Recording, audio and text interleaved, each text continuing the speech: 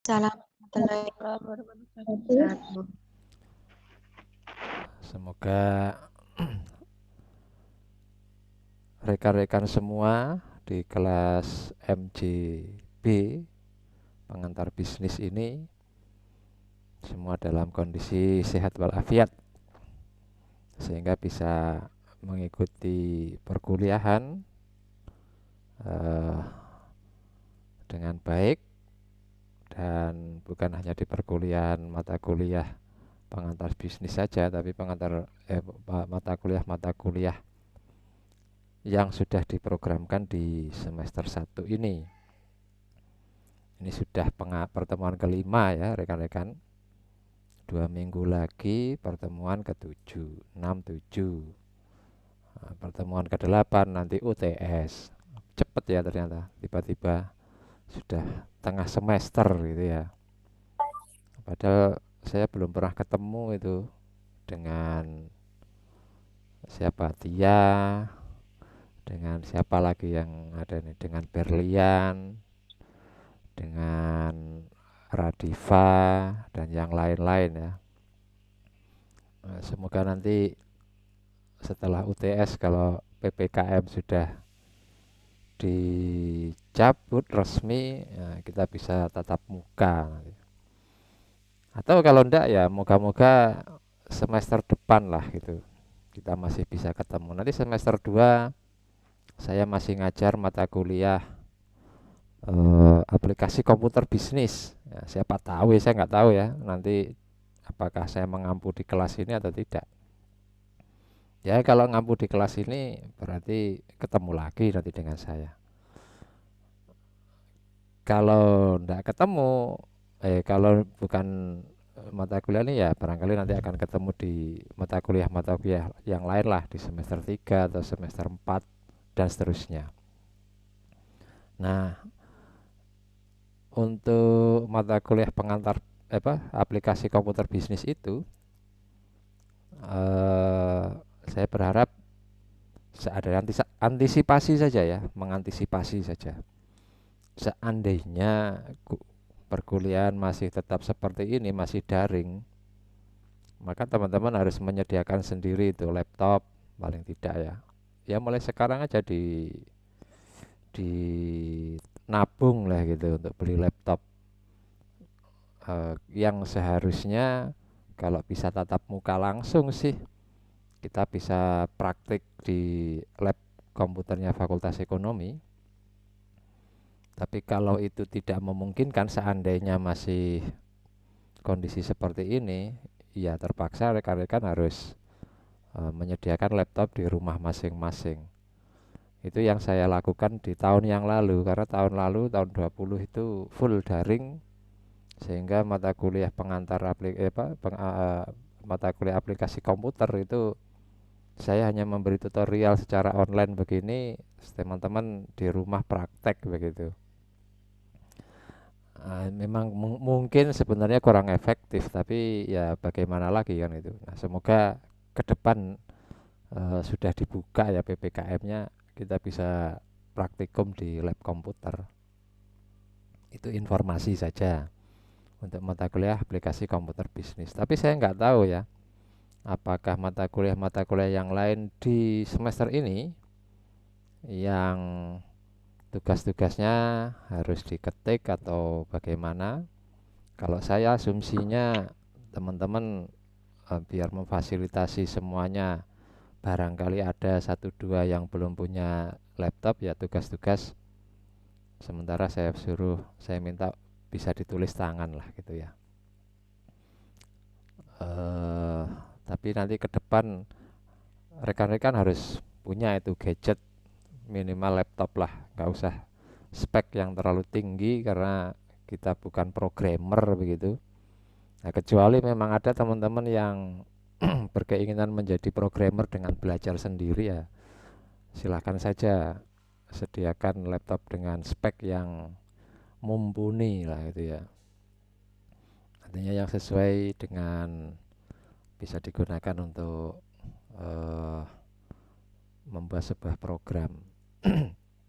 Oke, itu sekedar sekedar say hi, ngalor ngidul.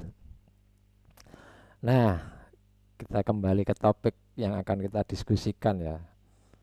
Eh, di slide, di file yang saya kirimkan sudah di Pandudari, di Google Classroom itu, di bagian tengah itu, di bagian agak akhir ada topik berkaitan dengan entrepreneurship dan perencanaan bisnis.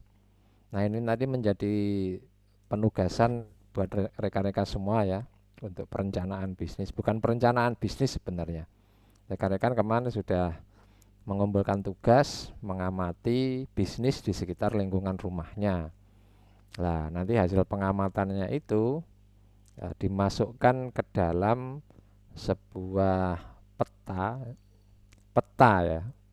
Saya sebut sebagai peta memetakan strategi bisnis, memetakan eh, gambaran umum tentang perencanaan bisnis dalam bentuk BMC, Business Model Canvas. Saya tidak memberi penjelasan detail tentang bisnis model canvas. Nah, saya yakin teman-teman ini anak-anak zaman now itu sudah mumpuni lah saya anggap untuk mencari informasi. Cari aja di Google apa itu bisnis model canvas itu ya. Nanti bisa dipetakan hasil pengamatan yang sudah dilakukan ke dalam model itu. Baik, itu nanti di bagian akhir saya jelaskan. Ini masih berkaitan dengan topik ini ya. Topik ini berkaitan dengan pertemuan minggu yang lalu. Minggu yang lalu kita berdiskusi tentang kepemilikan bentuk badan usaha ya. Kalau Pak Jeff itu menyebutnya sebagai bentuk kepemilikan bisnis. Jadi kalau misalkan Laila mau mendirikan bisnis secara legal formal, itu bentuk badan usahanya apa? Apakah usaha perseorangan, firma, CV, atau PT kan gitu.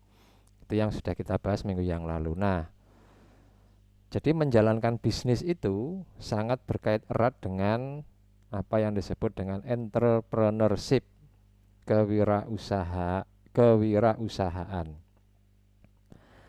Orang yang mempraktekkan kewirausahaan disebut dengan entrepreneur.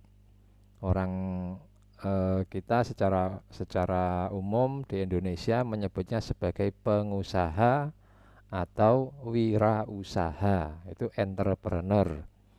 Nah, entrepreneur itu kalau kita gambarkan di dalam gambar slide ini adalah seseorang yang menginvestasikan sejumlah dana, invest funds ya, sejumlah dana. Nah, jadi mungkin teman-teman pernah mendengar menjalankan usaha, membuka usaha dengan bisnis dengan modal dengkul katanya gitu. Jadi modalnya hanya dengkul saja. Artinya sebenarnya kata lain dari bermodalkan keterampilan, bermodalkan apa namanya kekuatan fisiknya barangkali. Apakah itu benar-benar bisa Pak tanpa modal? Jadi 0 rupiah. Kalau menurut saya kok nggak mungkin. Meskipun hanya untuk apa namanya ya biaya transport, biaya untuk membeli sesuatu pendukungnya itu pasti tetap membutuhkan modal. Anda misalkan mau bisnis membuka menjadi distributor di Shopee misalkan, masih tetap membutuhkan modal kan ya. Daftar di Shopee membutuhkan modal berapa rupiah kan. Jadi kalau benar-benar 0 rupiah itu kayaknya nggak ada. Cuman itu istilah saja sebenarnya, bahwa modal dengkul itu tidak membutuhkan modal yang sangat besar kan gitu. Tidak harus investasi dalam bentuk ratusan juta rupiah gitu ya. Jadi tetap namanya entrepreneur itu pasti melakukan invest fund, menginvestasikan sejumlah dana. Nah, dibuat apa invest fund itu? Jadi sejumlah dana itu digunakan untuk create a business, untuk membentuk, mendirikan, membangun sebuah usaha. Apa saja nama usahanya? Eh, Kalau mau bisnis jadi distributor di Shopee misalkan, jualan pakaian wanita misalkan, atau kalau biasanya cewek-cewek yang menggunakan jilbab gitu ya, bisnis jilbab atau kerudung atau aksesorisnya atau barangkali pakaian muslimah begitu ya. Nah, itu kan tetap membutuhkan modal di situ. Nah, create a business ya, menginvestasikan sejumlah dana tadi untuk menciptakan, membangun sebuah usaha. Nah, agar usaha itu bisa bertahan, agar intinya biar jualannya, kalau bahasa awamnya ya, biar jualannya itu laku, maka dia harus menarik ya. Jadi usaha yang didirikan itu harus menarik, produknya atau layanannya itu harus menarik. Menarik apa? Menarik permintaan, attract demand. Jadi kalau mau mendirikan sebuah bisnis, kita petakan yang sudah ada, yang sudah eksis, bisnis yang sudah eksis sekarang itu seperti apa? Produknya yang mereka hasilkan atau layanan yang mereka berikan itu seperti apa? Nah, kita mendirikan bisnis baru. Harus beda dong, harus lebih baik dari mereka. Nanti kita cerita di belakang ya. Jadi harus attract demand agar karena produk atau layanan yang kita berikan ini lebih baik, katakan begitu, harganya pun bersaing, maka akan menarik permintaan. Nah, menarik permintaan ini adalah kita bicara tentang pasar kalau begitu. Jadi prinsipnya mendirikan bisnis kalau nggak ada pasarnya ya jangan mendirikan bisnis kan gitu.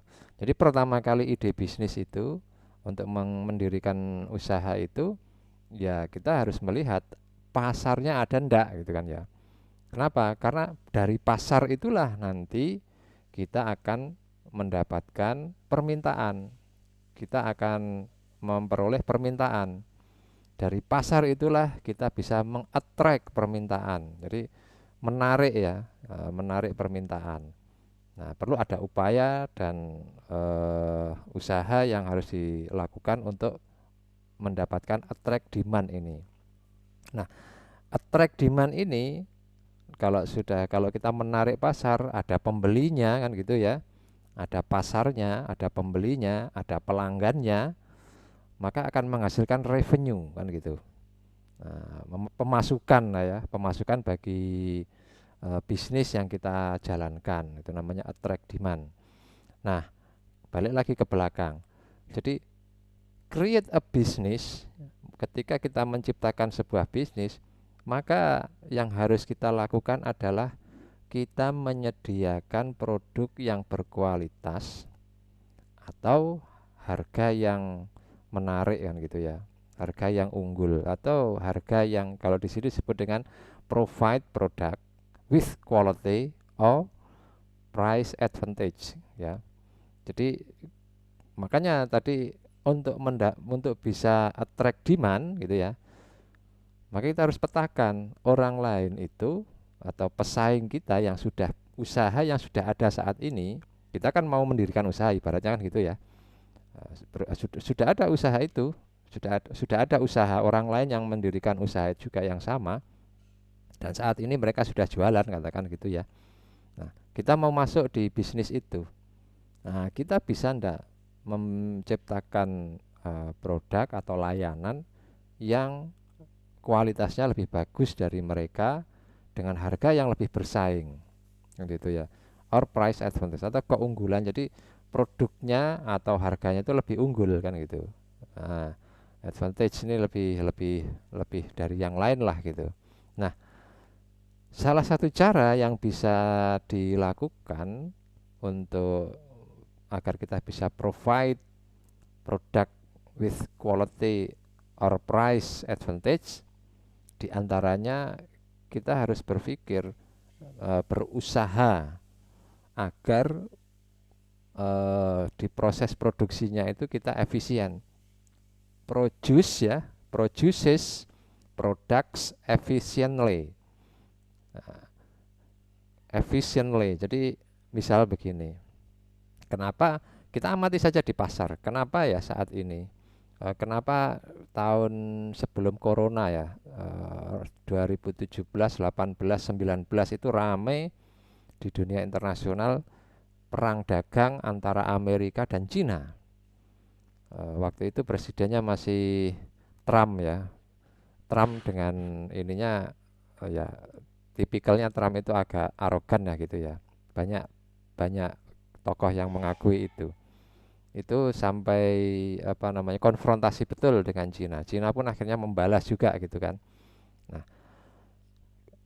elektronik buatan Amerika itu bagus kualitasnya, di negaranya banyak disukai. Orang Amerika bangga menggunakan produk mereka kan gitu. Contoh misalnya kalau laptop ya HP gitu ya. Lalu Apple gitu ya. Itu kan produknya orang Amerika. Nah, masuklah elektronik dari Cina. Kualitasnya sama, speknya sama, harganya jauh lebih murah. Padahal itu produk impor kan gitu. Mestinya kalau di Indonesia produk impor itu lebih mahal dari produk dalam negeri, biasanya begitu. Tapi ketika produk Cina itu diekspor, jadi di Amerika, di kondisi di Amerika, impor dari Cina, barang-barang elektronik dari Cina itu lebih murah harganya, jauh lebih murah. Ya peralatan rumah tangga seperti AC, kulkas itu produk-produk Cina itu jauh lebih murah. Itu menyebabkan produk-produk elektronik Amerika di negaranya sendiri turun drastis permintaannya. Nah, sehingga apa yang terjadi?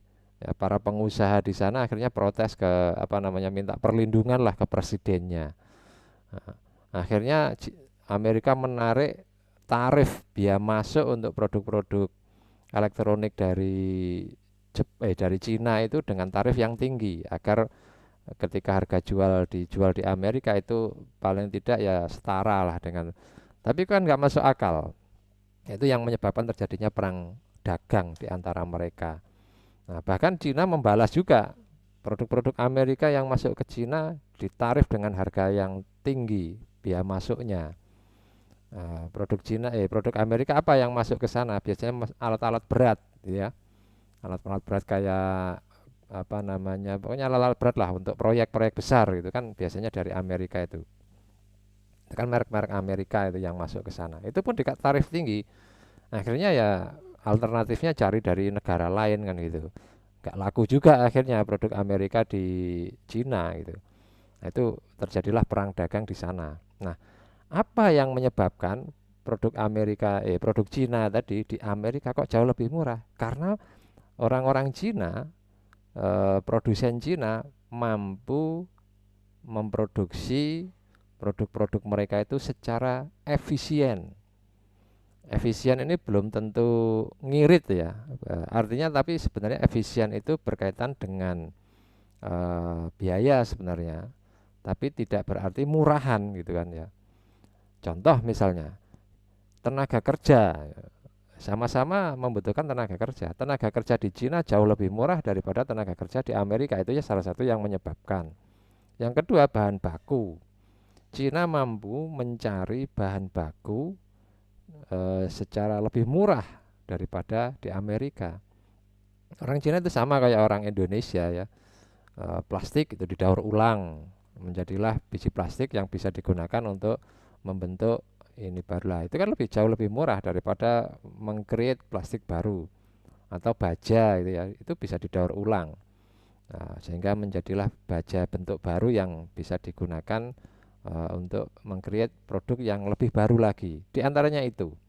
Nah, itu adalah mereka mampu berproduksi secara lebih efisien. Nah, dalam bisnis pun memang begitu. Artinya kalau memang kita mau menciptakan bisnis baru, create a business, maka kita harus petakan pasarnya dan pesaingnya. Itu nanti kita lihat. Nah, agar kita menghasilkan profit dari usaha bisnis yang kita dirikan tadi. Nah, profit ini bagi entrepreneur, bagi pengusaha, bagi wirausaha itu adalah salah satu bentuk income, penghasilan pendapatan pribadinya. Kayak Pak Yahya itu income-nya dari mana? Ya dari gaji bulanan sebagai dosen kan gitu. Kalau ayah kalian jadi pegawai BUMN di sebuah BUMN gitu, dari mana income-nya? Ya dari gaji mereka, dari gaji beliau, dari perusahaan di mana orang tua Anda bekerja di situ. Itu income. Nah, bagi entrepreneur, income-nya dari mana? Income-nya ya dari laba atau keuntungan yang diperoleh dari usaha yang dijalankan. Apakah semua profit, semua keuntungan dari usaha yang dijalankan semuanya digunakan masuk ke kantongnya, masuk ke dompetnya gitu ya, menjadi income-nya semua? Ya terserah gitu ya. Tapi sebaiknya disisakan untuk reinvest ya, untuk reinvest in bisnis. Nah, jadi misalnya keuntungan usaha yang dilakukan oleh Feby jualan di Shopee misalkan atau jualan di Facebook misalkan. Nah, Feby dapat keuntungan misalnya per bulan 600.000 misalnya. Lah jangan semua 600.000 itu dimasukkan ke dompet untuk beli untuk konsumsi gitu kan ya. Mungkin bisa gunakan yang 300 untuk investasi lagi, yang 300 untuk sebagai income-nya, sebagai penghasilan pribadinya itu. Nah, makanya di sini dikatakan profit itu salah satunya digunakan untuk income bagi entrepreneur wirausaha itu. Dan sisanya itu digunakan untuk reinvest untuk mengembangkan usaha yang sedang digeluti gitu loh. Nah, konsep ini kalau nanti Anda belajar di akuntansi, ada pengantar akuntansi ya, atau di konsep bisnis pun di manajemen juga ada. Ini namanya jadi kalau perusahaan besar ya, PT gitu ya. Perusahaan besar kalau di Indonesia ya CV, PT itu eh, tidak semua keuntungan perusahaan. Jadi kan setelah dihitung laba ruginya di laporan laba rugi ada profit, ada keuntungan. Nah, keuntungan itu dibagi share bagi pemilik, itu namanya sebagai income. Ada lagi keuntungan yang namanya laba ditahan. Nah, ini yang arah ke bawah ini, panah yang profit yang mau digunakan untuk reinvested in business, ini adalah laba ditahan. Jadi kalau sebuah perusahaan besar gitu ya, ada catatan di neraca atau di laporan laba ruginya laba ditahan. Nah, laba ditahan itu adalah ini dalam rangka untuk reinvested in business, untuk mengembangkan digunakan lagi untuk menambah modal perusahaan agar perusahaannya semakin besar. Ya kalau semuanya digunakan untuk income bagi pendiri perusahaan, bagi entrepreneur, ya perusahaannya ya segitu-gitu aja, nggak akan berkembang kan. Untuk berkembang kan membutuhkan tambahan dana nanti. Nah, salah satu tambahan dana yang diperoleh ya dari laba ditahan ini. Nah, jadi intinya dari revenue dikurangi expense, tentu kan usaha itu pasti mengeluarkan biaya kan, ada expense-nya. Nah, itu pasti selisih selisihnya itu adalah profit kan gitu. Nah, profit ini digunakan untuk income bagi wirausaha atau reinvest in business. Nah, artinya atau ada juga kalau perusahaan besar. Berapa persen, Pak? Nah, itu tergantung kebutuhan ya. Misalkan saya untung 1.500.000 per bulan dari usaha saya. Apakah semua saya gunakan untuk investasi kembali? Ya, tergantung kebutuhan kan gitu. Apa yang harus dilakukan? Termasuk perusahaan besar pun sama, tergantung kebutuhannya gitu. Oke, ini gambaran singkat. Kenapa kok kita mempelajari, kita mendiskusikan tentang entrepreneur. Jadi pada prinsipnya bisnis itu seperti ini. Usaha kecil, usaha besar sampai usaha korporasi, konglomerasi gitu ya, atau korporasi gitu. Nah, sebenarnya prinsip dasarnya itu seperti ini. Entrepreneur ini kan kalau perusahaan besar kan pendiri perusahaan. Nah, pendiri perusahaan kan bisa beberapa orang kan gitu. Yang Pak Yaya gambarkan tadi sederhana, entrepreneur itu adalah usaha perseorangan. Misalkan ayahnya Tia jadi entrepreneur misalkan. Ya ininya begini, jalannya ya seperti ini. Invest fund, create bisnis, mencari pasar, mendapat revenue. Nah, kemudian dapat profit. Profit itu digunakan untuk membiayai Tia kuliah gitu ya. Ada juga profit itu ditahan oleh ayahnya untuk digunakan untuk pengembangan bisnisnya kan gitu. Ini contoh saja. Nah, sederhananya begitu. Nah, kalau secara detail kok secara teknis, nah baru yang Anda pelajari di manajemen, ilmu manajemen. Anda pelajari manajemen keuangan. Artinya bagaimana orang keuangan itu di sini ada ini. Bagaimana orang keuangan itu berbicara tentang apa namanya? Mana ya? Keuangan. Nah, ini financial plan. Bagaimana orang keuangan itu mencari kebutuhan dananya berapa, lalu sumber dananya dari mana. Nah, itu di sini. Jadi itu secara teknis artinya sebenarnya apa namanya? Di yang Anda pelajari ini ya, sedang Anda pelajari. Orang pemasaran. Nanti Anda belajar pemasaran. Bagaimana sih sebenarnya menetapkan target market? Lalu bagaimana menentukan harga, distribusi, dan seterusnya. Anda belajar manajemen sumber daya manusia. Bagaimana sebenarnya kita mencari, merekrut tenaga kerja yang berkualitas, mengembangkan mereka. Pada prinsipnya semua orang itu harus dimotivasi untuk bisa bekerja dengan lebih baik agar menciptakan produktivitasnya yang lebih tinggi lagi. Jika produktivitas mereka tinggi, maka usaha juga akan semakin berkembang. Nah, ini nanti yang akan Anda pelajari sebenarnya di dalam ilmu manajemen ini. Oke, nah tadi kan Bapak sudah sampaikan. Jadi untuk menciptakan sebuah bisnis kan harus attract demand.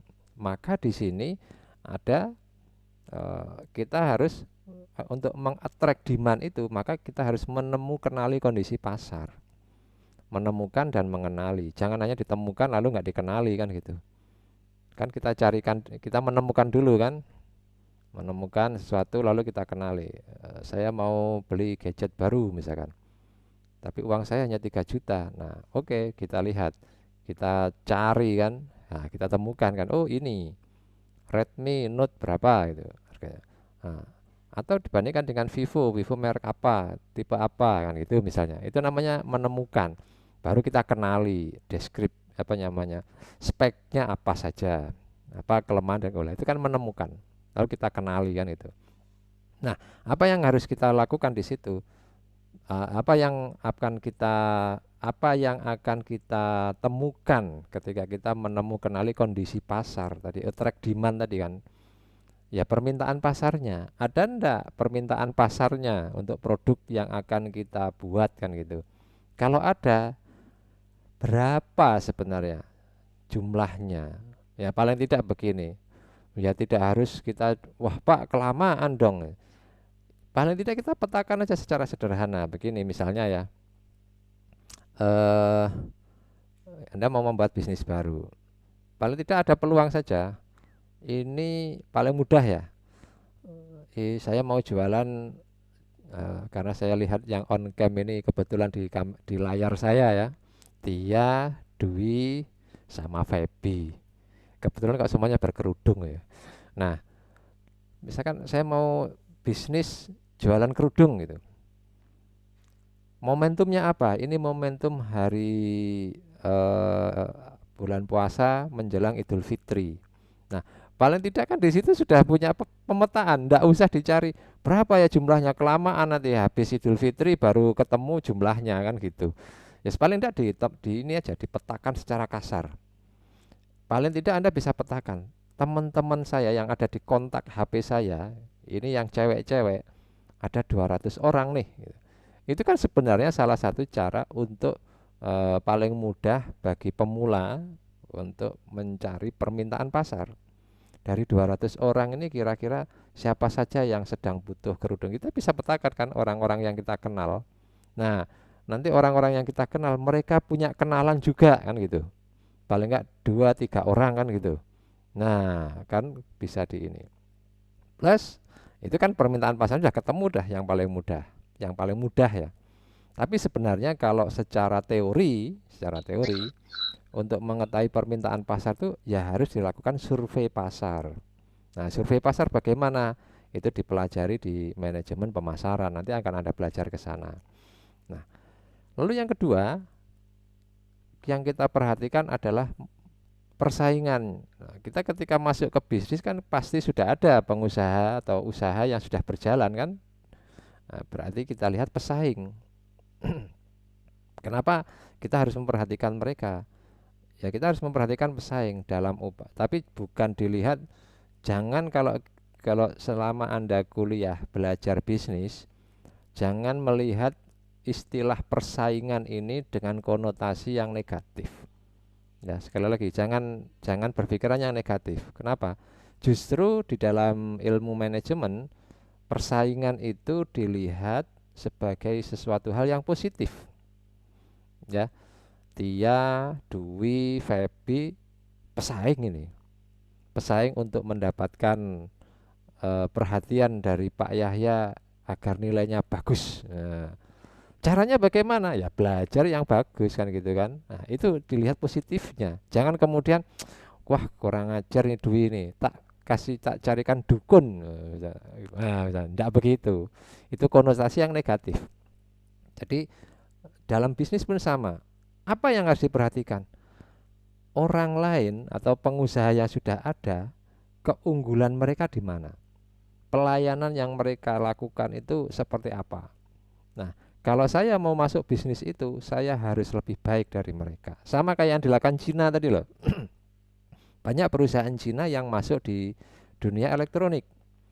Ternyata terbukti mereka cepat menanjak bisnisnya. Kenapa? Karena mereka mau bisa memetakan ini. Kebetulan mereka menemukan bahwa produk yang mereka hasilkan itu tidak kalah kualitasnya, bahkan ada yang lebih bagus. Kalau kualitasnya sama-sama bagus, mereka menang di harga. Nah, ini yang membuat mereka bisa memetakan, bisa berproduksi secara lebih efisien sehingga memenangkan persaingan kan gitu. Jadi persaingan dalam rangka merebut hati pelanggan untuk menggunakan produk yang kita tawarkan kan gitu. Itu kita memetakan persaingan. Nah, kita lihat mereka biasanya kalau pesan di toko itu secara online ini kerudung tadi ya, biasanya 3 4 hari baru diterima oleh pelanggan. Mereka yang jual orang-orang yang pesan ke saya, pagi ini pesan, paling lambat sore nanti sudah nyampe di tangannya. Nah, jadi itu menunjukkan Anda sudah bisa memetakan akan memenangkan persaingan gitu. Kalau produknya kan produk kerudung kan tidak buat sendiri kan, kalian kan cari dari supplier kan. Anda kan hanya menyalurkan ke rekan-rekan atau mungkin nomor-nomor HP yang ada di gadget Anda kan gitu. Nah, cuma keunggulannya kalau pesan pagi, sore nanti sudah nyampe di tangan mereka. Kalau pesan sore, besok pagi sudah nyampe di rumahnya. Nah, itu layanan yang berbeda dengan yang lain lah gitu ya. Nah, itu atau mungkin kalau sama-sama wah nggak bisa. Ya, kalau begitu bungkusnya lebih unik begitu. Jadi merasa meskipun harganya hanya 25 ribuan, tapi ini bungkusnya kelihatan mewah gitu kan itu. Sehingga yang nerima produk itu seneng gitu kan ya. Itu namanya salah satu cara untuk memenangkan tingkat persaingan. Dan yang berikutnya untuk menciptakan sebuah bisnis, mendirikan bisnis gitu ya. Bisa juga ini kalau perusahaan besar itu mereka juga mempertimbangkan kondisi tenaga kerja di setempat di mana bisnis itu mau didirikan. Nah, oleh karena itu kan kita bisa petakan, dia orang mana aslinya, Lamongan, Bapak. Lamongan daerah mana, Kecamatan Modo. Modo, Modo itu mana ya? Oh, dekatnya Kedung Pring itu ya, Iya. ke barat ya. Lamongan. Saya nggak tahu itu daerah sana daerah apa, tapi yang saya tahu kalau di daerah Babat itu kan ada makanan yang khas, wingko kan gitu ya. Mungkin seluruh orang Lamongan itu bisa bikin. Cuman kan yang terkenal kan daerah wingko itu kan dari Babat gitu ya. Nah, kenapa? Itu berkaitan dengan skill. Jadi kalau saya mau membuat pabrik wingko, ya cari orang-orang yang pandai membuat itu gitu. Mungkin saya sendiri bisa, tapi karena saya yang pasar yang saya penuhi jumlahnya banyak kan harus berproduksi dibantu banyak orang kan gitu. Nah, banyak orang ini kan tenaga kerja. Nah, tenaga kerja yang saya butuhkan ya tenaga kerja yang mungkin punya skill di situ. Nah, mungkin saya harus ngajari dulu lah kapan saya berproduksi kan gitu kan ya. Nah, baru nanti kalau memang dibutuhkan dalam jangka panjang kita harus melakukan regenerasi ya boleh lah. Tapi kan untuk tahap awal kan lihat dulu kondisi tenaga kerjanya ada ndak ya di usaha yang saya akan lakukan. Nah, kalau saya mau mendirikan usaha pabrik wingko gitu, ya saya cari orang Lamongan, Tia saya panggil gitu. Ayo Tia, kamu pasti bisa bikin wingko karena kamu orang Lamongan. Jadi bosnya di sini, manajernya gitu, misalnya begitu. Jadi cari kondisi tenaga kerja. Kenapa? Karena itu berkaitan dengan skill. Eh, Kenapa kok ya tadi kan Bapak sudah ceritakan, kenapa kok Cina lebih unggul dari Amerika? Karena di Cina biaya tenaga kerja lebih murah kan gitu dibandingkan dengan di Amerika. Nah, yang berikutnya itu yang paling mudah saja ya. Kemudian berikutnya adalah berkaitan dengan regulasi pemerintah. Ada nggak larangan pemerintah untuk apa namanya? Atau barangkali ada bukan larangan ya, bukan hanya larangan. Biasanya para pengusaha itu berpikir, pajaknya berapa ya? Atau biaya mendirikan izin usaha di Lamongan itu lebih murah atau lebih mahal dibandingkan dengan Gresik gitu misalkan. Putri orang mana Putri? Orang Pasuruan, Bapak. Pasuruan. Lebih murah mana Pasuruan sama Lamongan mendirikan izin usaha? Itu menjadi pertimbangan juga bagi para pengusaha. Jadi itu terkait dengan regulasi pemerintah. Kenapa? Karena masing-masing pemerintah itu biasanya menetapkan prosedur untuk mendirikan usaha harus ke sini, ke sini, ke sini lah. Di sini berapa biaya yang harus dikeluarkan, di sini artinya prosedurnya apa? Pertama ke dinas perindustrian misalnya ya. Bapak nggak tahu pasti itu. Karena masing-masing Pemda mungkin punya kebijakan yang berbeda-beda. Dari Departemen Perindustrian lalu ke misalkan ke dinas apa gitu ya. Ada perizinan untuk peruntukan lahan, untuk dinas kesehatan, untuk keamanan produknya ada seterusnya. Nah, baru masuk ke Pemda misalkan. Nah, masing-masing ini pos-pos ini kan membutuhkan biaya itu yang harus dikeluarkan. Kira-kira kalau di Lamongan dibandingkan dengan Pasuruan lebih murah mana ya? Nah, itu menjadi pertimbangan para pengusaha biasanya begitu. Di samping kondisi tenaga kerja tadi. Nah, itu menemukan kondisi pasar berkaitan dengan apa namanya usaha baru yang akan dijalankan. Ini penjelasannya ya, penjelasan dari yang Bapak sampaikan. Nanti silahkan di apa dibaca sendiri. Nah, Bapak balik lagi ke atas. Ini contoh saja ya, Bapak mungkin kemarin sudah bercerita ini contoh ini kayak kasusnya Lela. Dia sampai ya semua usaha besar yang ada saat ini ya nggak 100% ya tapi hampir semua usaha-usaha besar itu dirintis dari usaha kecil. Coca-Cola itu mereka pendirinya itu merintis usahanya itu juga jualan, kemudian menjajakan keliling pakai gerobak gitu, keliling kota. Nah, sama kayak orang jualan bakso di sekitar kita lah kan, gerobaknya didorong kemana-mana keliling lah. Sama Coca-Cola pun sama seperti itu dulu di Amerika. Nah, jadi nggak ada tiba-tiba besar seperti sekarang. Nah, termasuk ini si Lela ini kasus di Indonesia. Dia sampai franchise-nya dari usaha lelenya itu sampai ke luar negeri. Artinya di luar, kenapa kok di luar negeri ya? Di sana memang ada pasarnya. Pasarnya orang Indonesia yang bekerja di sana. Orang Indonesia yang bekerja di Arab Saudi lama, di kalau di sana mau mau ini lele itu enggak ada. Nah, lelenya impor dari Indonesia. Lalu franchise-nya dijual di sana sampai sehingga bisa dikatakan bisnisnya si Lela ini sudah nyampe di Jeddah sana kan gitu. Nah, orang Indonesia yang banyak di sana yang mengkonsumsi itu. Nanti lama-lama orang Arab icip-icip tuh.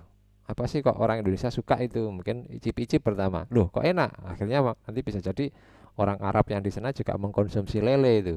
Bisa jadi seperti itu nanti ke depan. Nah, ini semakin lama menjadi semakin besar. Jadi dari usaha kecil bisa menjadi usaha besar seperti yang dialami oleh Lela dan suaminya itu. Nah, memang untuk menjadi pengusaha itu pro dan kontra ya. Tapi saya yakin, saya memprediksi orang tua kalian, bapak ibu kalian itu paling usianya sama kayak usianya bapak lah, kanan kirinya nggak jauh beda. Jadi kalau orang-orang yang seusia bapak ini rata-rata sudah open mind ya. Tapi ada juga barangkali masih orang tuanya yang maaf dalam tanda kutip kolot lah gitu ya.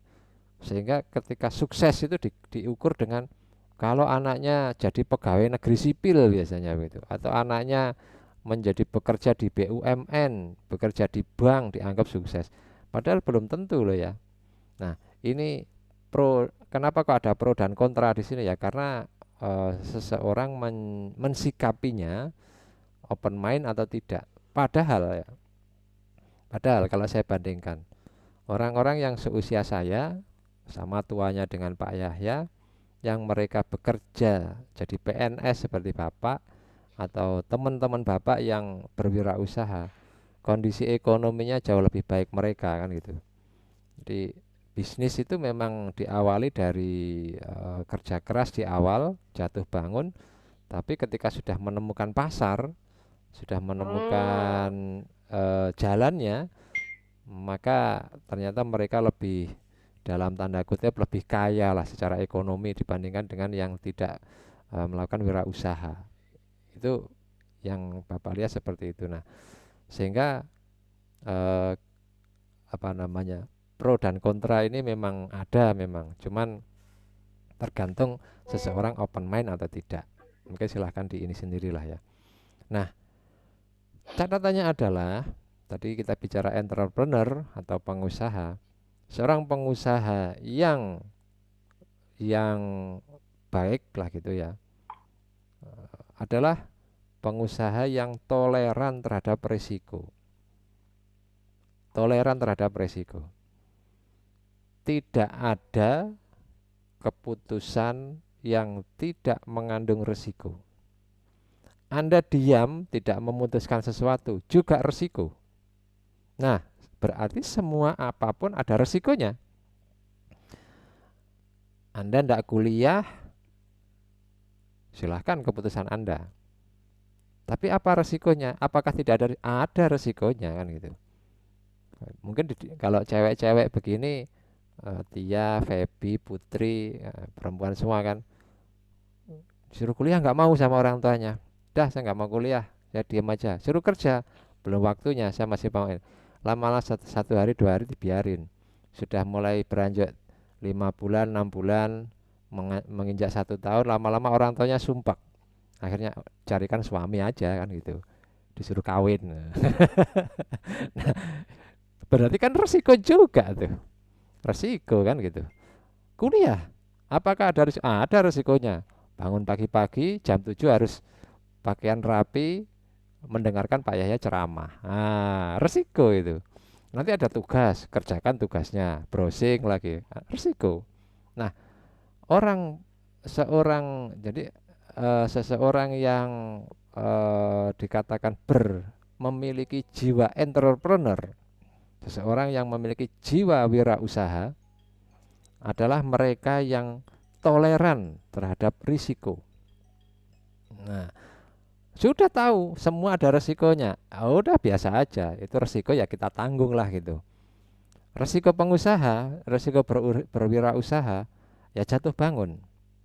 Katanya Pak Dahlan Iskan, seorang pengusaha itu sukses tidak diukur dari berapa jumlah asetnya, berapa jumlah keuntungannya, atau berapa istrinya jumlahnya, misalkan begitu. Tapi berapa banyak kali dia jatuh lalu bangkit lagi, dia jatuh bangkit lagi seterusnya. Nah, itu baru dikatakan seorang pengusaha yang sukses. Saya pernah menemukan sebuah profil pengusaha ya. Kalau menurut saya sih dia sangat sukses. Asetnya banyak, usaha bisnisnya sangat inilah, produknya sangat dibutuhkan pasar. Kalau mungkin dia mau beli sesuatu yang sangat mewah, dia pun bisa beli itu. Tapi dia nggak lakukan. Dia apa adanya orangnya kan itu. Ya, itu kalau menurut saya orang yang sukses, karena dia sudah sering kali jatuh bangun, bangkrut, dia bangun lagi, cari peluang baru. Di situ peluang itu ndak ketemu, bangkit lagi. Nah, memang ndak salah jika seandainya, misalnya ya, kita seseorang awalnya usaha pentol bakso nih, karena melihat kayaknya sekarang lagi banyak orang anak-anak suka cemilan pentol bakso, bikin cilok gitu ya. Masuk di situ, dia sudah petakan ada pasarnya, ternyata di sana nggak menguntungkan, bahkan dia cenderung merugi, tutup. Dia bangkit lagi, usahanya mungkin bukan pentol bakso tapi usaha yang lain, bangkit lagi, usaha baru lagi. Di situ tidak nemukan lagi, bangkrut lagi, dia mulai lagi merintis usaha baru. Kalau dia terus begitu, nah inilah pengusaha yang sukses tadi. Dia karena toleran terhadap risiko. Dia tahu risikonya, tapi dia toleran, jadi risiko itu tidak bisa kita bikin menjadi nol. Kita tidak bisa menghilangkan risiko, tidak bisa. Yang bisa kita lakukan adalah mereduksi saja, mengurangi atau menyesuaikan diri dengan risiko itu. Nah, itu yang makanya dikatakan profil pengusaha entrepreneur adalah orang yang toleran terhadap risiko. Yang kedua, biasanya orang yang berwirausaha adalah orang-orang yang kreatif. Karena ketika dia down, jatuh, bangkit lagi, itu namanya orang-orang yang kreatif. Dan orang-orang yang kreatif itu adalah orang-orang yang inisiatif. Tidak usah nunggu perintah gitu kan.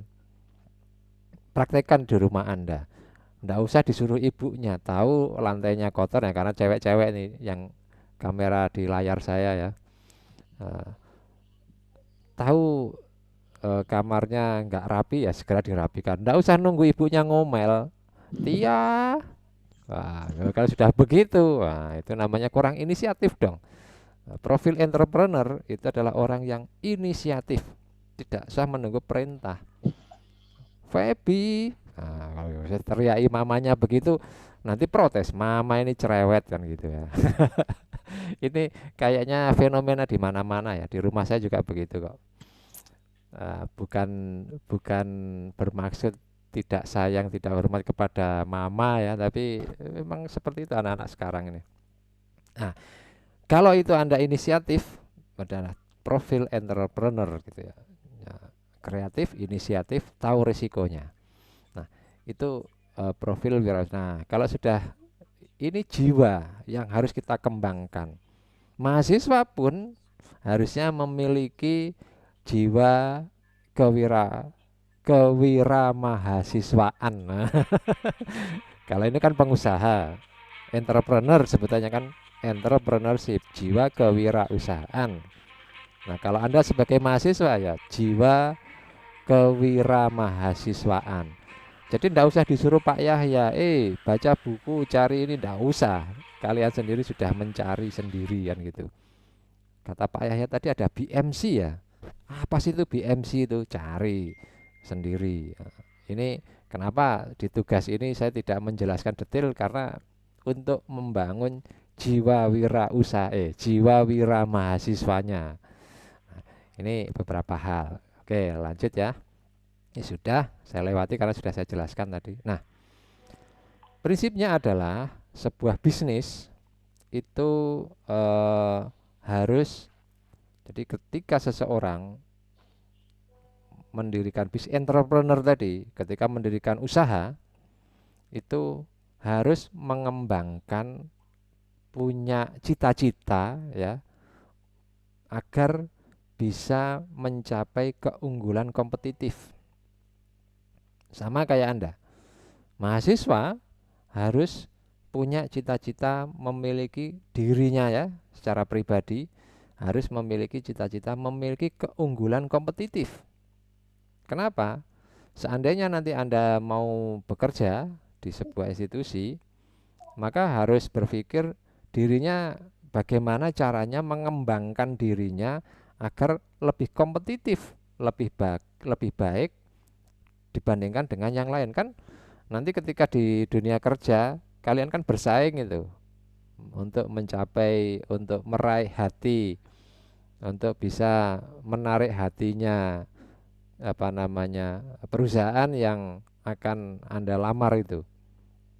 Nah, kan ada diwawancara dan seterusnya, ada proses kan ya, proses seleksi kan gitu. Nah, yang lolos seleksi adalah orang yang memiliki keunggulan kompetitif. Nah, bagaimana bisa begitu? Maka kalau sebagai mahasiswa sekarang harus mengeducate dirinya, harus menginvestasikan waktunya untuk menggali pengalaman lebih banyak, membaca lebih banyak, mengikuti meningkatkan skillnya lebih baik lagi.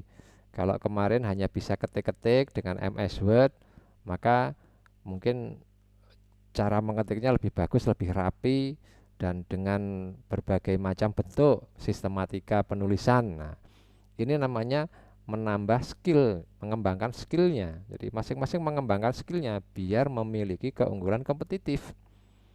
Kalau Anda mau berwirausaha nanti, maka ingat ini, usaha yang dijalankan itu harus memiliki competitive advantage. Kenapa? Karena sebuah usaha yang memiliki competitive advantage, dia akan bertahan dalam jangka panjang. Dia akan terus bertahan. Nah, kuncinya apa? Ada 3 katanya Pak Jeff. Tapi nanti kalau Anda baca buku lain, kuncinya banyak. Nah, kuncinya kalau katanya Pak Jeff, key advantage itu ada 3. Produce product efficiently. Memproduksi sebuah produk secara efisien. Tadi Bapak sudah cerita kan, Dina tadi. Produce high quality product. Kita lihat orang lain, kalau misalkan kita mau memproduksi, misalkan saya tadi mau jualan pentol tadi ya, selama ini sudah ada pentol bola pingpong, bola kasti, pingpong bola voli, ada pingpong bola ada pentol bola kaki misalkan, saking gedenya. Enggak, saya mau bikin pentol gotri. Tahu gotri? Gotri itu bulatannya kecil-kecil ya. Gotri itu kalau bahasa Jawa orang gotri itu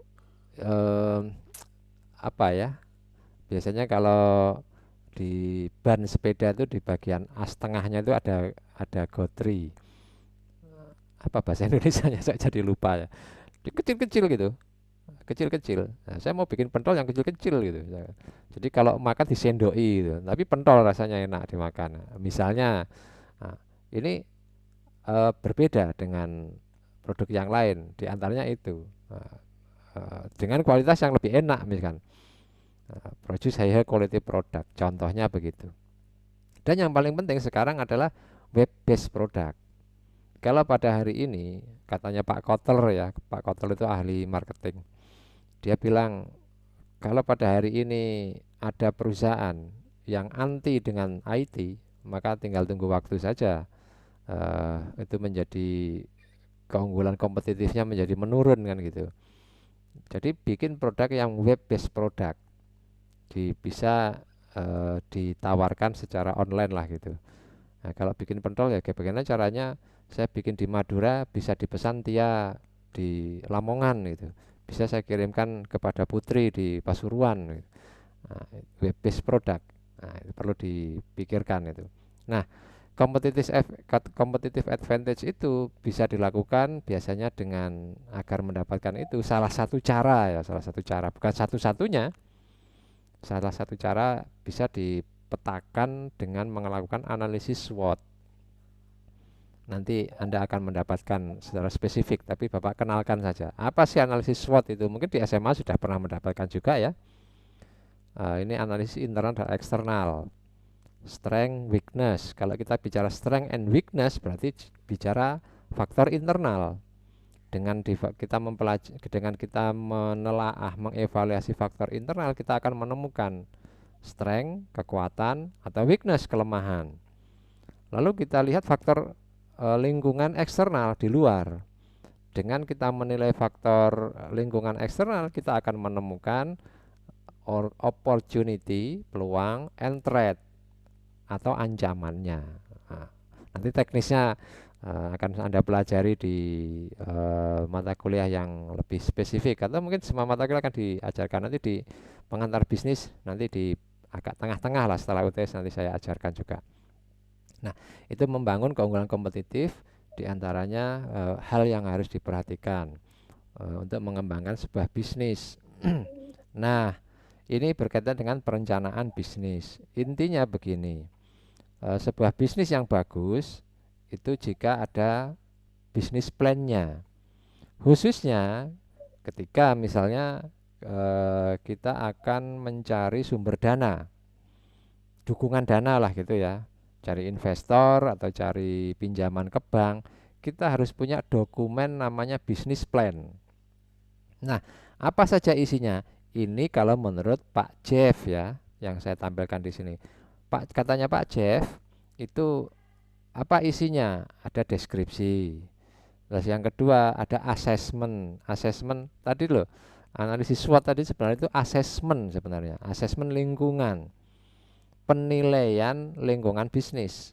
Assessment business environment.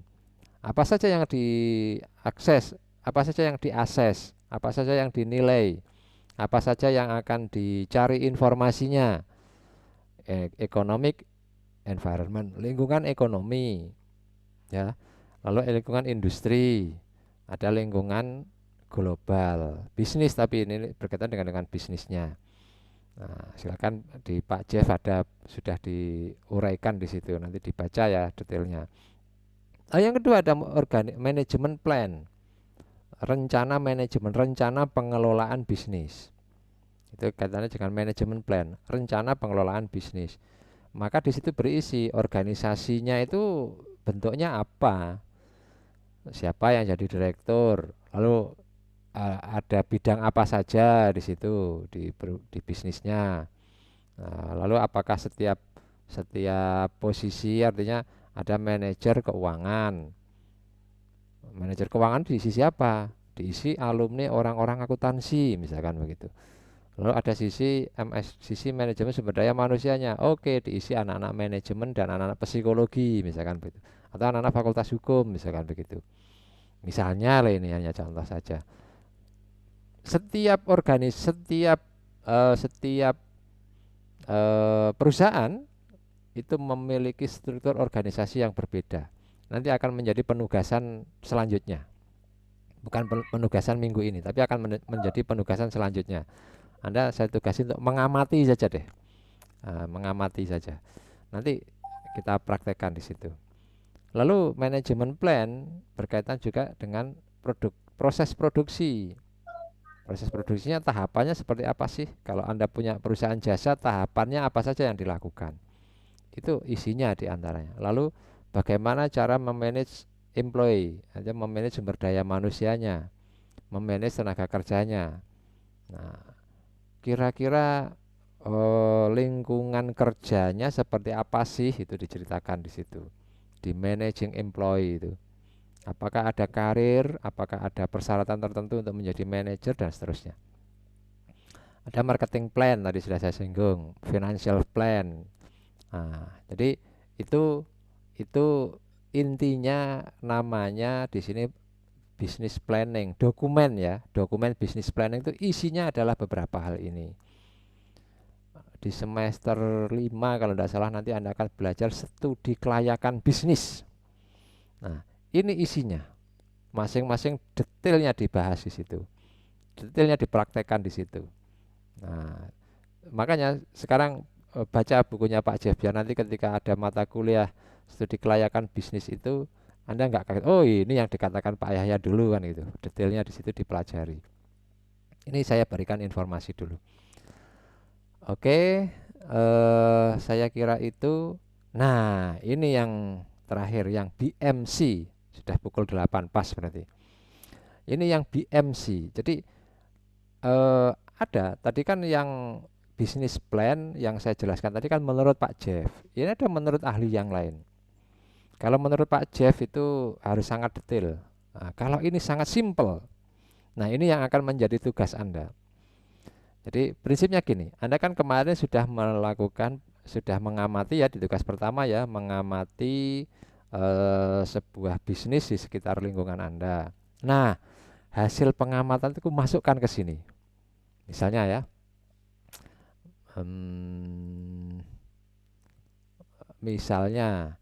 misalnya siapa key partner di sini. Nah, saya tidak menjelaskan detail di sini. Nah, ini yang saya sebut wira kemahasiswaan tadi ya. Cari di Google. Apa sih itu BMC dan isinya apa saja. Contohnya banyak di Google. Ketika Anda masukkan bisnis model kanvas di Google gitu ya, langsung muncul banyak itu. Nah, ini Bapak hanya menjelaskan. Prinsipnya adalah petakan dari hasil pengamatan Anda. Misalnya saya lupa apa yang dia kerjakan ya. Misalkan dia mengamati pengusaha wingko babat misalkan. Key partnernya siapa? Oh, petani. Jadi siap. Jadi ketika membuat produk ya, misalkan wingko babat tadi ya. Wingko itu kan dari ketan ya, dia ya. Ada unsur kelapanya juga kan ya. Ada unsur gulanya juga ya. Nah, terserah gulanya itu apakah gula aren atau apa terserah itu apa namanya ya. Mungkin racikan rasa itu kan apa namanya? Racikan rasa itu rahasia perusahaan itu. Jadi siapa key partnernya? Ada pemasok. Jadi kan untuk membuat sebuah produk kan kita butuh bahan baku ya. Bahan baku dari mana ya? Kita dapat dari pemasok. Sebutkan pemasoknya siapa? Untuk ketan, penjual ketan atau mungkin dia langsung ke petani yang menanam ketan. Lalu kelapa untuk membuat wingko yang berkualitas adalah dipilih kelapa tertentu, maka dia menemukan supplier kelapa muda di mana. Nah, itu adalah key partner. Lalu untuk jualan, lalu kemudian untuk memproduksi dibutuhkan tenaga yang ahli. Ada pekerja yang skillnya yang memiliki keahlian di bidang membuat wingko. Nah, itu masih kita bicara key partner ya. Lalu untuk menjual dia punya distributor beberapa toko di daerah Kota Lamongan, di daerah Gresik, ya misalkan begitu. Nah, sebutkan toko A, toko B, toko C sebagai retailer, gitu. Atau juga punya key partner Shopee, karena bisa jualan di Shopee misalkan. Nah, diantaranya itu namanya key partner. Mulai dari belakang maksudnya pemasok sampai dengan ke depan. Ke depan itu adalah distributor yang mendekatkan kita kepada pelanggan, itu key partner. Lalu key activity kan gitu. Key activity. Nah, kalau kita bicara key activity di sini berarti adalah internal. Untuk menciptakan produk wingko yang berkualitas. Nah, ini key activity itu kaitannya dengan value proposition. Nah, kita mau buat wingko yang kayak apa sih gitu. Saya itu value proposition nanti harus di ya sudah, enggak usah penjelasan detail lah. Yang penting Anda bisa memetakan di situ. Nanti saya kritiki ya. Saya kritiki yang Anda lakukan. Nanti saya evaluasi beberapa lah. Nanti biar yang lain tahu kesalahannya di mana. Nah, value proposition. Saya lewati dulu ya key activity ya. Kita bicara value proposition dulu. Value proposition itu saya mau buat wingko yang kayak apa? Orang lain buat wingko yang ya begitu-begitu ya, ukurannya sekian dan rasanya ini saja, bungkusnya seperti ini. Nah, saya mau buat wingko yang rasa original, di rasa originalnya itu berbeda dengan yang lain. Nah, mungkin bisa diidentifikasi di situ, diceritakan ya. Lalu kemudian berbedanya di mana? Saya membungkusnya dengan kertas yang kelihatan mewah dengan cara apa? Di kardus seperti apa gitu. Nah, itu value proposition. Nah, oleh karena itu saya membutuhkan berkaitan dengan key activity. Agar kualitas wingko saya bagus, maka harus memenuhi jadi ketika melakukan adonan pertama itu harus dilakukan dengan cara tertentu apa. Lalu kemudian berikutnya untuk penjemuran misalkan, kalau misalkan perlu ada penjemuran ya, maka harus dilakukan di kondisi dengan tertentu, mungkin sekian derajat Celcius dan seterusnya. Digoreng misalkan, digorengnya menggunakan minyak yang mengandung protein sekian, yang dengan panas sekian. Atau kalau itu dimasak ke dalam mesin pemanas itu harus dengan kadar suhu sekian, lamanya sekian menit, tidak lebih dari itu, misalnya begitu. Itu namanya key activity sampai dengan produk jadi dan untuk dipasarkan dilanjutkan dijual ke pasar, mulai dari proses produksi sampai proses penjualan ke pasar, itu key activity. Nah, kalau perlu ada penjelasan yang lain untuk mendapatkan sumber daya manusia yang berkualitas dibutuhkan persyaratan ini nih, itu diantaranya. Tapi nggak usah secara detail kalau itu. Nah, key activity, value proposition itu juga berkaitan dengan key resources, sumber daya yang dibutuhkan. Kalau key partner tadi kan pihak-pihak. Ini bisa kita pelajari di sini ada namanya stakeholder di key partner ini ya. Stakeholdernya artinya siapa kan gitu. Kita ketemu key partner. Nah, kita saya pelajari. Nah, resources ini sumber daya. Sumber daya itu berkaitan dengan bahan baku, bisa biaya, bisa berkaitan dengan skill, teknologi. Nah, itu namanya key resources yang mendukung key activity dan value proposition dan rencana produk tadi itu, rencana merancang produk itu berkaitan dengan key resources. Ada nggak resource-nya? Nah, baru kita bicara customer relationship, bagaimana caranya kita menjalin hubungan dengan pelanggan. Kalau kita di produk kita dijual oleh distributor, nah bagaimana caranya kita bisa keep in touch dengan pelanggan kita? Mungkin melalui distributor. Apa yang dilakukan? Mungkin distributor diminta laporannya untuk menanya kepada pelanggan tentang rasa produk yang wingko yang saya buat tadi, misalkan begitu. Nah, key relationship ini berkaitan juga customer segmen pelanggan yang mana. Untuk pelanggan yang kelas atas itu membutuhkan komunikasi yang yang lebih elegan lah dibandingkan dengan pelanggan yang segmennya biasa-biasa saja kan gitu. Nah, jadi bisa disebutkan di sini customer segmennya siapa. Kalau bakso tadi pentol bakso gitu ya. Segmennya siapa? Anak SD, anak TK, anak SMA, mungkin begitu.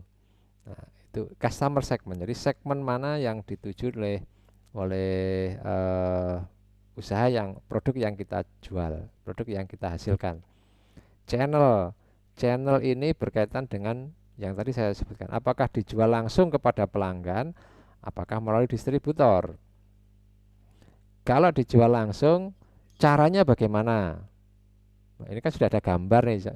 Jadi intinya channel ini adalah bagaimana caranya produk itu sampai di tangan customer segment.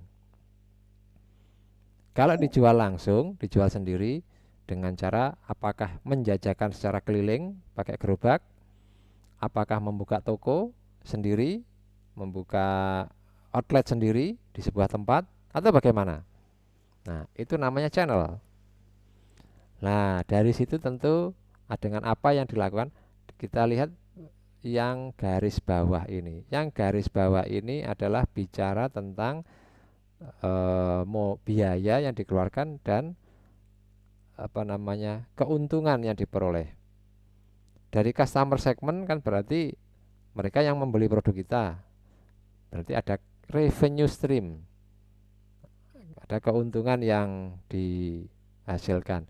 Nah, karena Anda pemetaan, mungkin nggak usah ditulis keuntungannya per hari 10.000, nggak usah. Artinya kira-kira sehari atau dalam waktu selama pengamatan yang Anda amati, usaha itu menguntungkan enggak ya? Indikasinya dari mana?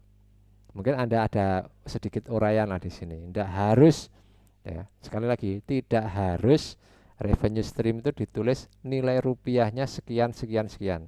Tapi berdasarkan review, berdasarkan pengamatan Anda. Usaha yang saya amati ini menguntungkan. Karena apa argumentasinya? Saya tidak memberi kata kunci, silakan. Karena apa argumentasinya kok Anda anggap menguntungkan? Nah, cost structure seharusnya kalau yang benar-benar dilakukan di BMC ini diuraikan biaya yang dikeluarkan apa saja. Sama dengan revenue stream tadi. Harusnya angka-angkanya muncul. Harusnya ya, tapi di tugas ini Bapak tidak mengharuskan itu argumentasi yang disampaikan, karena kan Anda hanya mengamati saja. Nah, cost struktur biayanya apa saja kira-kira berdasarkan pengamatan Anda yang dikeluarkan itu biaya-biayanya adalah untuk ini, untuk ini, untuk ini, untuk ini. Hanya argumentasi di cost structure ini. Oke? Nah, jadi buat gambar selembar begini. Kalau dipandang perlu, di bawah gambarnya ada deskripsinya, ada penjelasannya. Itu kalau akan lebih baik lah, kalau menurut saya akan lebih baik di bawah gambar itu ada argumentasinya, ada penjelasannya. Misalnya bicara key partner, di sini hanya ditulis ya 1, 2, 3, 4, siapa. Di bawah dijelaskan key partner, pemasok, misalkan. Pemasok ini jangan tulis pemasok saja, pemasok beras ketan berkualitas misalkan gitu. Nah, lalu di bawah dijelaskan untuk mendapatkan pemasok beras ketan yang berkualitas, pengusaha ini mencari di beberapa wilayah di sekitar Lamongan, di wilayah Kecamatan Modo, di wilayah Kecamatan Kedungpring, sampai dengan wilayah yang dekat dengan Jombang, misalnya Kecamatan Kabuh atau apa gitu ya, dan seterusnya. Nah, itu penjelasan di bawahnya, ada penjelasannya. Key activity 1, memilih bahan baku yang berkualitas. 2, melaksanakan produksi secara higienis. 3, melakukan pengemasan. 4, melakukan stock of name di gudang yang bersih, dan seterusnya ya. Nah, ada penjelasannya di bawah. Caranya untuk memproduksi secara higienis yang dilakukan itu adalah ini, ya, misalnya begitu. Dan seterusnya.